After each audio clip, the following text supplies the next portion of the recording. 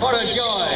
I want to thank the farmers of Wisconsin for inviting the scruffy Texas populace to be a part of this little hoorah here this afternoon. Just makes me happier than a hog in mud to be standing up here. With you farm champions of fairness, justice, and democracy, you advocates of common sense and the common good as you rally here at your capital. It's not Scott Walker's capital. It is not the Republican Party's capital. It is not the Koch brothers' capital. It is your capital. And I've come some 1,000 miles with about 55 degrees in temperature to stand up here with you today because you're standing up not just for Wisconsin, but for the working people all across this great country. You challenge the forces of avarice, arrogance, autocracy that dare to challenge our democracy. They get to thinking they're the top dogs and we're just a bunch of fire hydrants, you know, out here in the countryside. But I think they're about to learn that there's more power in a fire hydrant than there is in a pissing dog.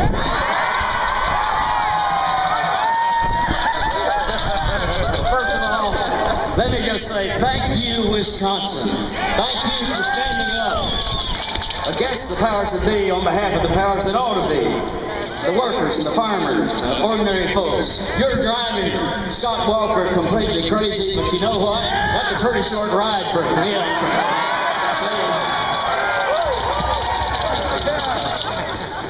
Whole bunch of them. You've done the right thing. Refuting them, rebuking them, and then recalling a whole bunch of them. Bunch of kleptocrats. Kleptocrats. I thought my state of Texas had the goofiest governor in America. Rick Perry, he pushed the goober in gubernatorial, I can tell you that. But Lord have mercy, your man Scott, he surpasses all understanding. Not merely going after worker rights, but defunding Badger Care, gutting the rural school budgets, undermining rural communities. Apparently his idea of a good rural program is hee-haw. I mean, if ignorance is bliss, this guy must be ecstatic. He says it's all about balancing the budget. Well, bovine excrement doesn't have anything to do with the budget, and you don't have to be in who's who to know what's what, right? If he wanted to balance the budget, I got a plan for him. He should set up a Dunkin' booth out here and put him and the Scott brothers in there.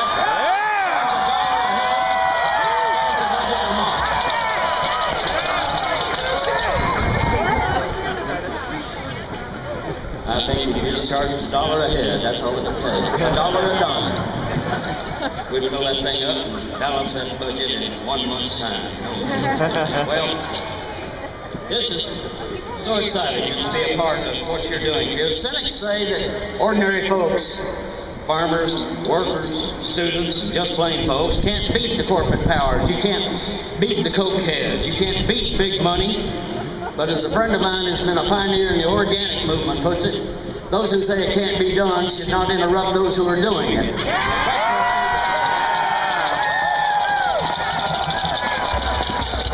You are showing Emperor Walker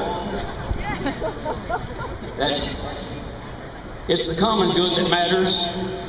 You are showing that we really are all in this together. Farmers, labor, environmentalists, poor people. Might not all come over on the same boat, but we're in the same boat now.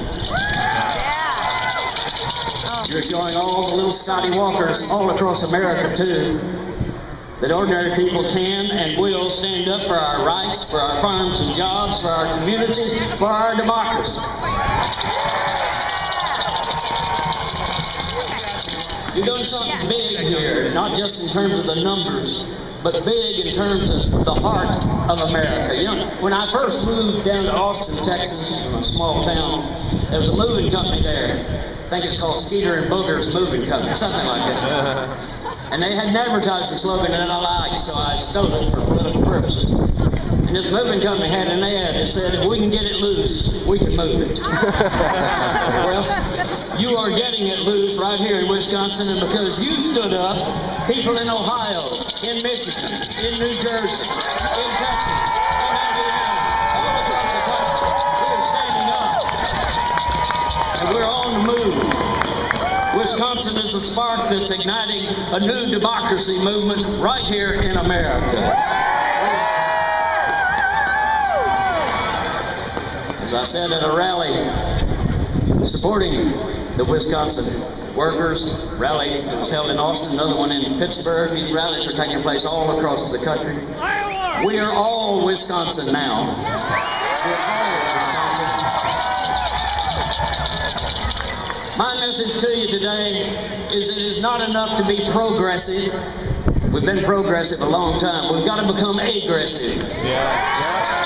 Because the powers that be have turned radically regressive. You know, I grew up in a small town. I'm a small guy. And I learned early on, you should never hit a man with glasses. You should use something much heavier.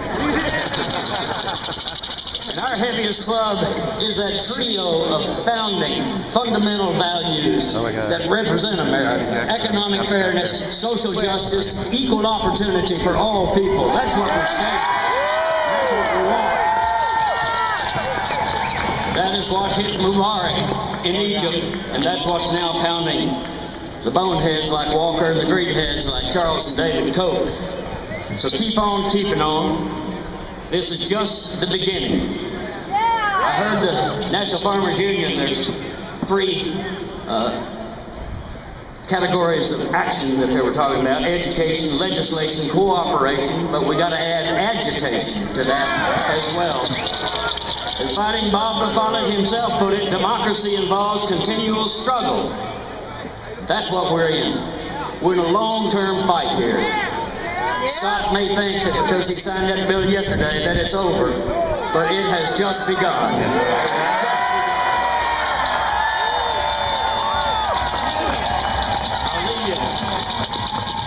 I'll leave you with this thought. It's from Louis Garzard, the late great Southern humorist, and he said something years ago that those of us who have raised in the South have always known to be true, and that is there's a great big difference between being naked and being naked.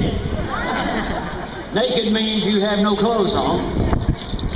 Naked, though, naked means you have no clothes on and you are up to something. We've got to get naked, people. Let's get naked together. Thank you.